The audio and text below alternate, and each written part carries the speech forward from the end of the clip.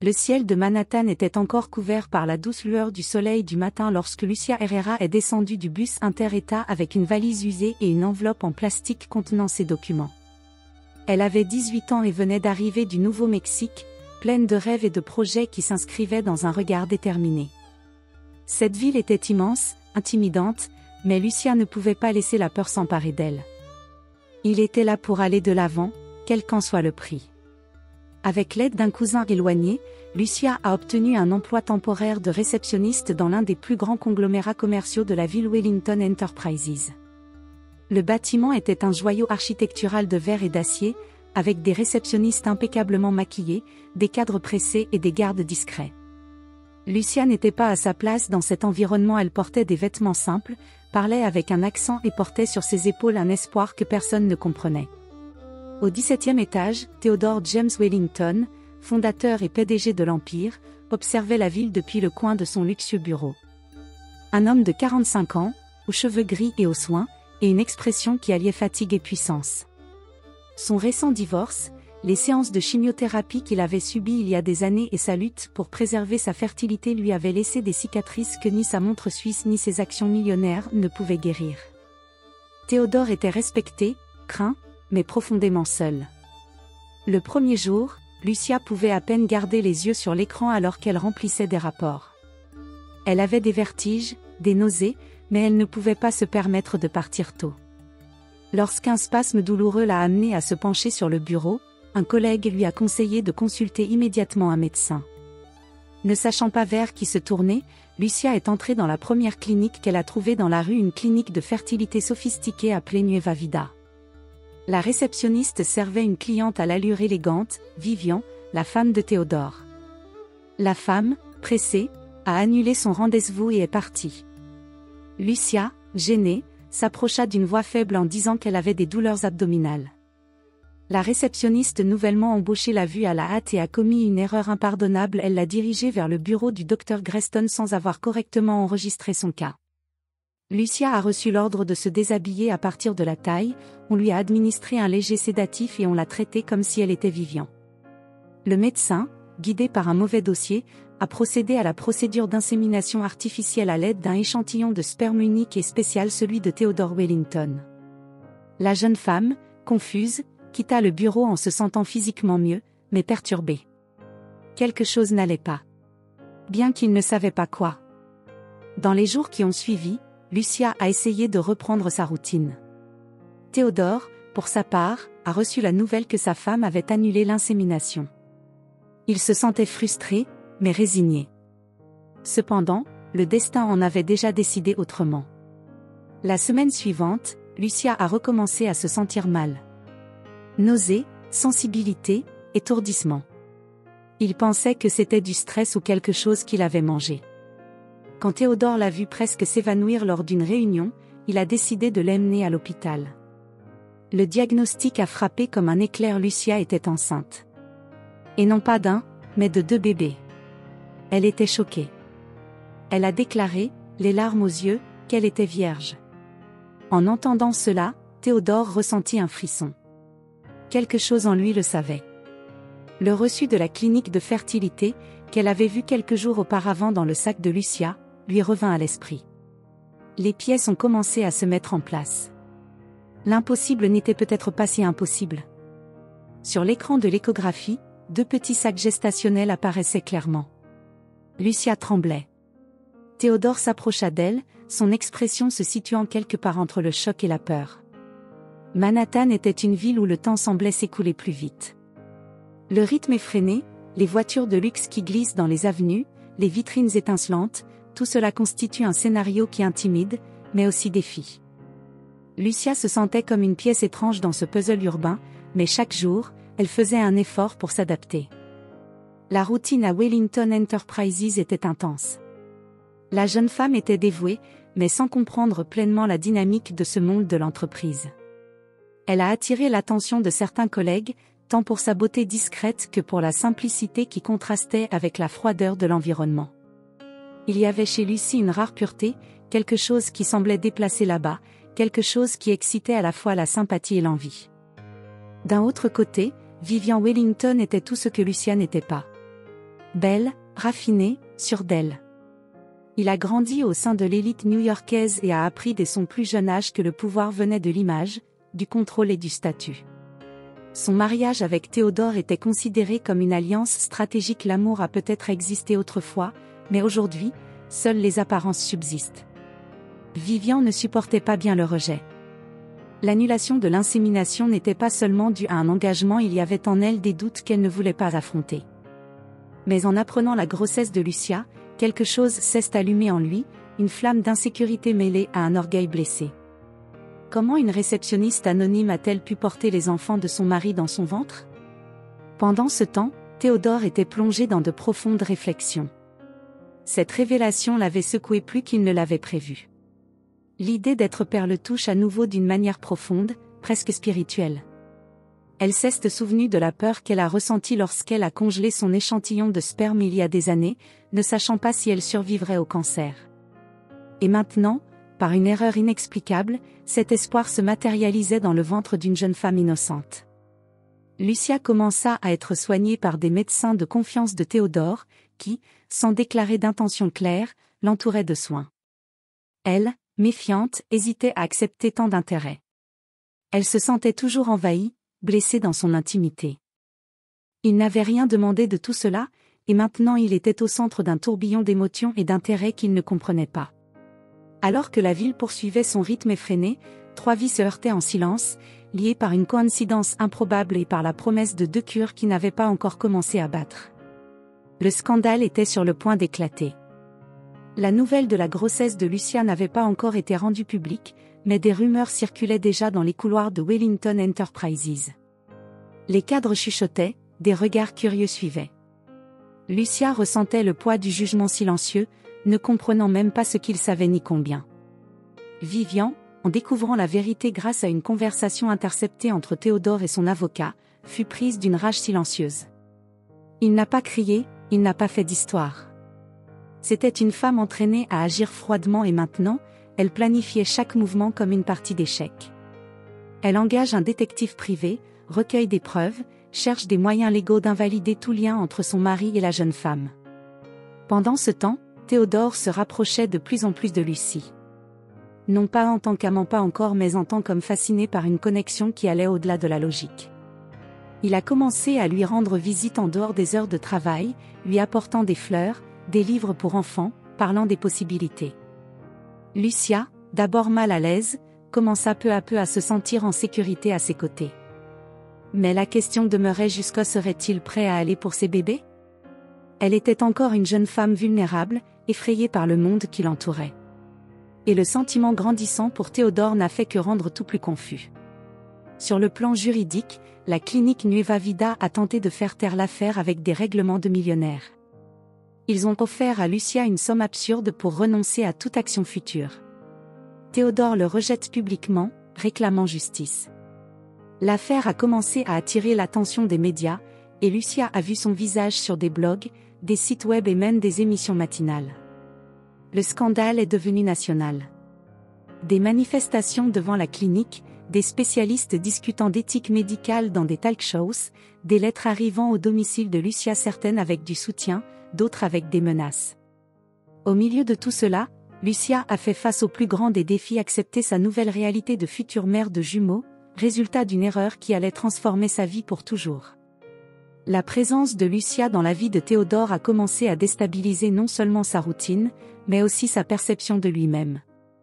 Théodore partageait son temps entre des réunions avec des actionnaires et des visites silencieuses dans le petit appartement qu'il avait maintenant loué pour Lucia dans un quartier plus sûr. Dans chaque recoin de cette maison de fortune, un nouveau type de responsabilité est né que je n'avais jamais connu, non pas celle de l'exécutif, mais celle de l'homme. Pendant ce temps, Vivian élaborait une stratégie de guerre émotionnelle.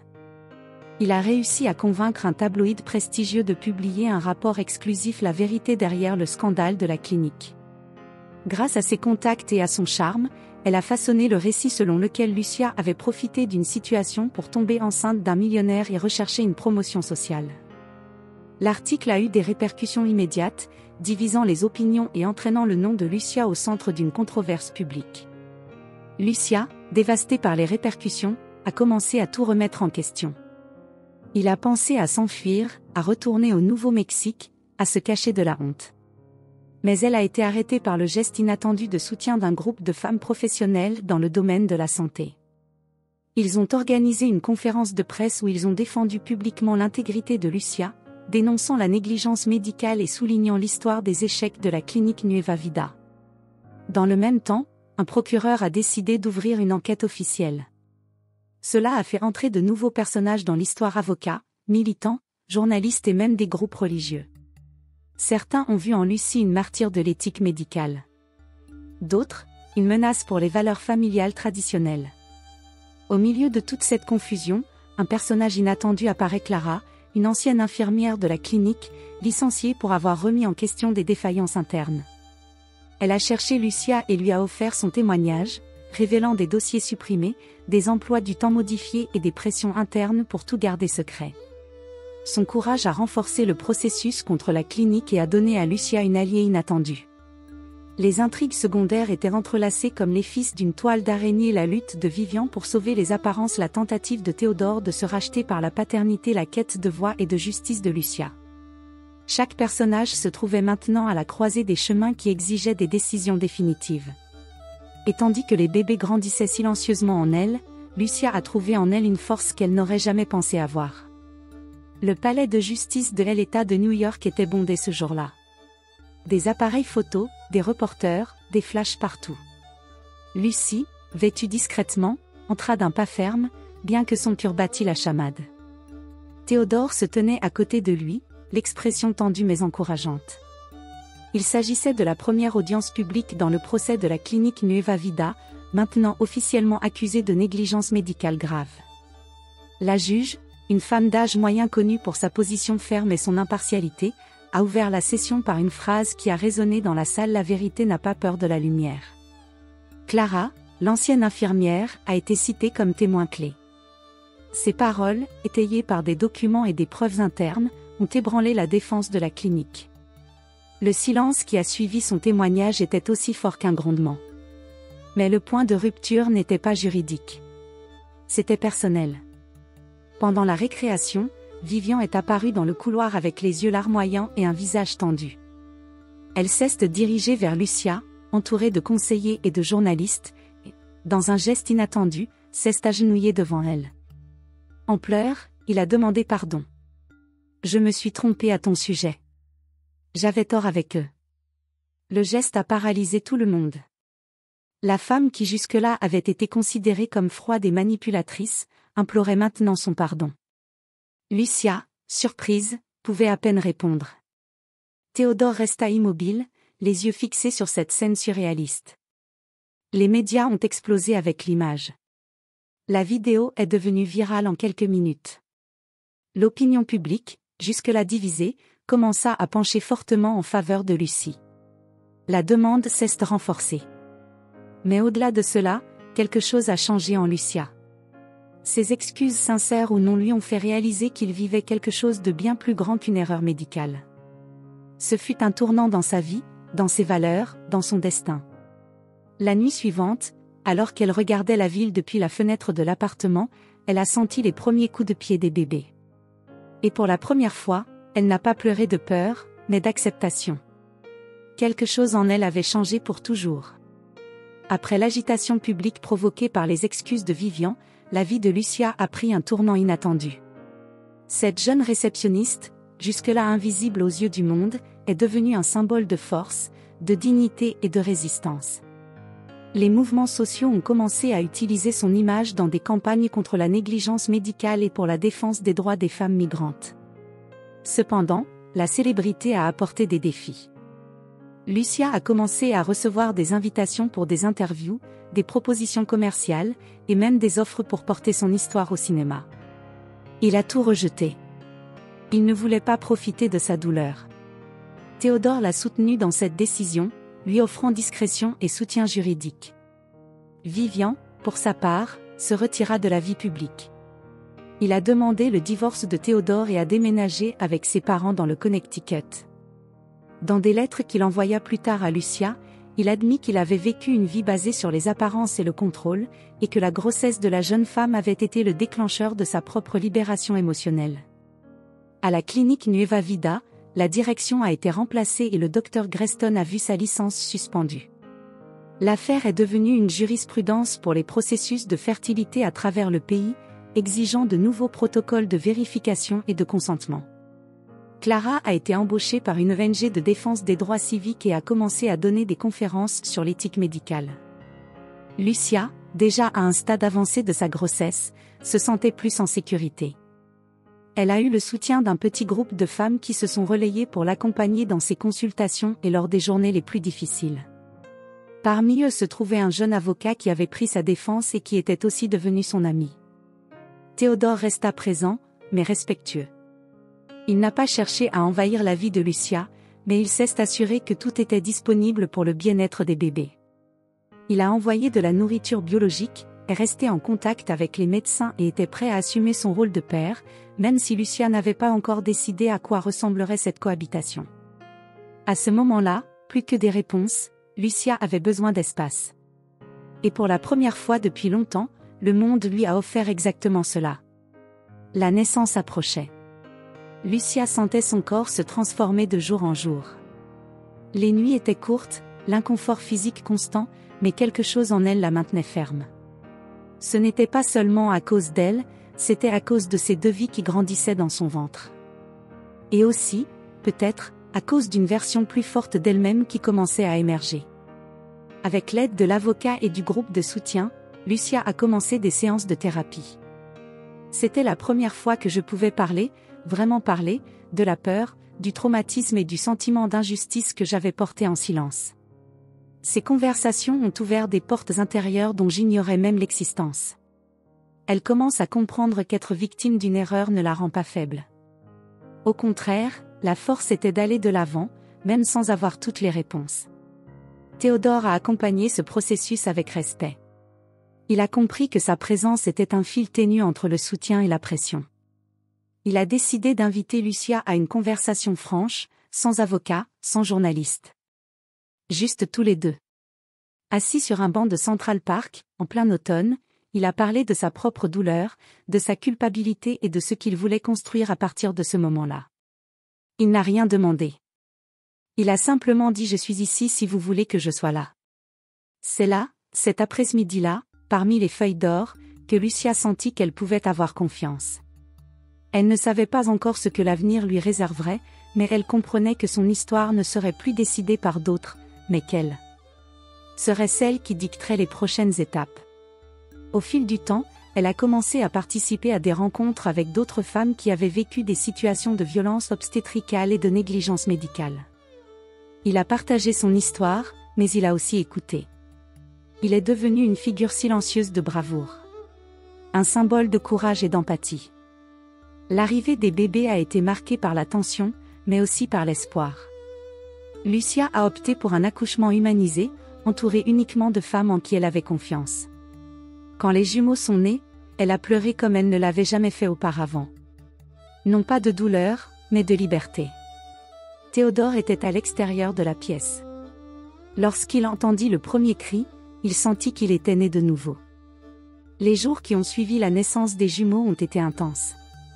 Les médias, d'abord insistants, commencent à battre en retraite face à la position réservée de Lucia et Théodore. Tous deux ont décidé de donner la priorité au bien-être des nouveau-nés et ont rejeté toute tentative d'exposer ou de commercialiser l'histoire.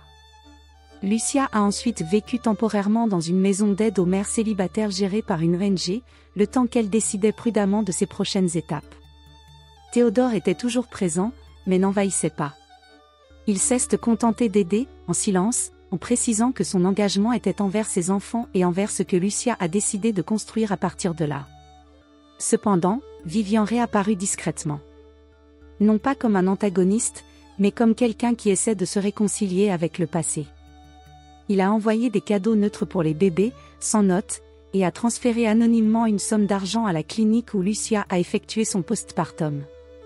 C'était un geste silencieux de paix, et Lucie, bien qu'elle ne répondît pas, comprit. Des intrigues secondaires ont également été résolues. Clara a obtenu un poste de premier plan dans une organisation internationale de santé. L'avocat de Lucia a été invité à siéger à un comité d'éthique législatif. Tous deux étaient toujours liés aux protagonistes, maintenant plus comme des amis que comme des professionnels. La tension narrative s'est accrue lorsque Lucia a été convoquée pour une dernière audience, cette fois pour décider de la garde légale conjointe des jumelles. Théodore avait laissé la décision entièrement entre ses mains, mais le tribunal exigea une officialisation. Lucia a passé des jours à réfléchir. Il voulait conserver son autonomie, mais il reconnaissait aussi la valeur de la présence du père. La veille de l'audience, il a écrit une lettre. Ni pour le juge, ni pour Théodore. Pour elle-même. Une lettre dans laquelle elle réaffirmait que son histoire ne serait pas une histoire de contrôle, de vengeance ou de peur, mais de courage, de décision et d'amour. Et il a décidé que oui, il permettrait à Théodore de jouer un rôle actif dans la vie des enfants, à condition que les piliers soient le respect et la vérité.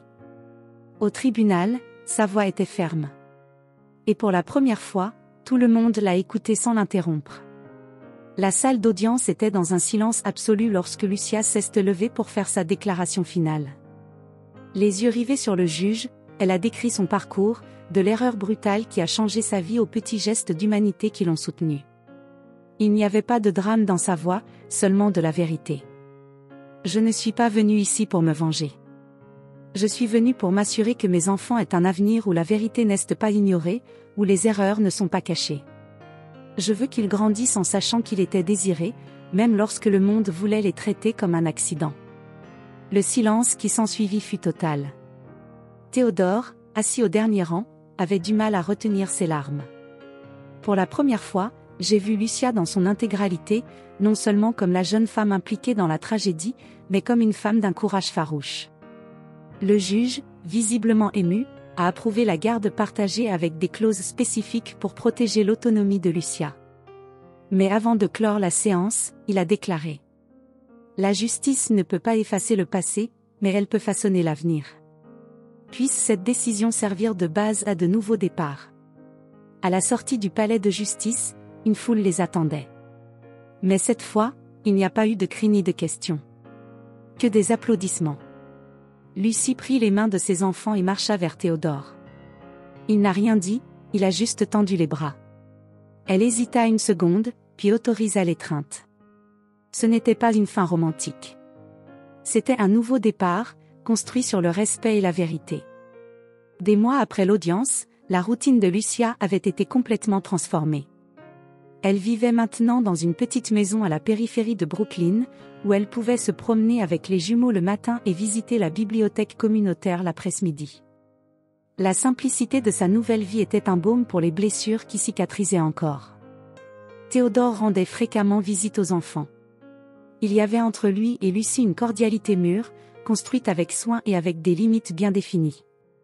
Il respectait son espace, et elle reconnaissait en lui un effort sincère pour se reconstruire. Vivian avait quitté le pays. Elle est allée étudier à Florence, où elle s'est consacrée à la restauration d'œuvres sacrées, un moyen de trouver un équilibre et un but après des années de tension émotionnelle. Lucia était en contact avec Clara et l'avocat, tous deux présents à la célébration du premier anniversaire des bébés. Là, entre simples ballons et rires enfantins, il comprend que ce qu'il a construit n'est pas seulement une nouvelle famille, mais une nouvelle façon d'exister. L'expérience lui a laissé des traces, mais aussi des leçons. Lucia a appris que la force ne consiste pas à crier plus fort, mais à tenir bon lorsque le monde essaie de vous faire taire. Il a appris que l'amour véritable naît de la liberté, et que la justice n'existe que lorsqu'elle est accompagnée de compassion. Il ne savait pas ce que l'avenir lui réserverait. Mais maintenant, contrairement au passé, cela ne lui faisait plus peur. Par un après-midi d'été tranquille, Lucia écrivait dans son cahier sur la terrasse, tandis que les jumelles jouaient dans le jardin. Les pages étaient remplies de souvenirs, de pensées et d'histoires que je voulais transformer en livre un jour. Dans la dernière ligne, il a écrit : Mon histoire a commencé par une erreur, mais c'est l'amour qui a décidé comment elle devait se terminer. Il ferma le cahier, sourit à ses enfants et entra dans la maison le cœur léger. Si cette histoire vous a touché d'une manière ou d'une autre, Partagez-la avec quelqu'un qui a aussi besoin de croire que la force peut naître de la douleur, et que les plus belles transformations peuvent émerger des plus grandes injustices. Laissez-nous un commentaire pour nous dire ce qui vous a le plus touché dans le parcours de Lucia, ou comment cette histoire vous a inspiré. Votre voix peut résonner avec la sienne, qui sait, peut-être inspirer d'autres voix aussi. Et si vous n'êtes pas encore abonné à la chaîne, profitez-en dès maintenant et activez les notifications. Pour que vous ne manquiez aucune histoire passionnante comme celle-ci, et vous nous aidez à continuer à partager du contenu qui excite, inspire et transforme.